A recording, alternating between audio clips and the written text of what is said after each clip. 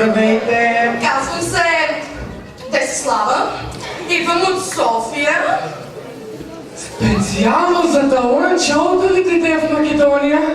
О, не, работя тук вече 6 месеца в казино. И вечерно я пееш, що ще правиш? Аз искам да бъдам звезда. Тази вечер ще ви спея много хубава песен. Пеям от малка. Всички в махалата искаха да им пея на парти, на рождени дни, на имени дни. Отдах на улици по пеене. Опеене. Айде с гражданки да те чуем. Ти крадеш в нощите, не коли, жените крадещи, цялото взимаш ти.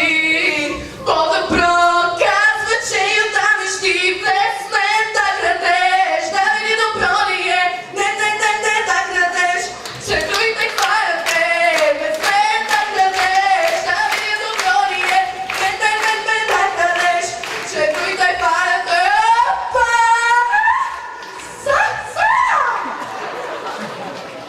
Слава, преди малко по-близко да те праша нещо. Ти имаш адвокат? Не. Не. Веднъж да си фатиш адвокат и да го тушиш учител по часови за пеене. Аз не знам. Ти си катастрофа.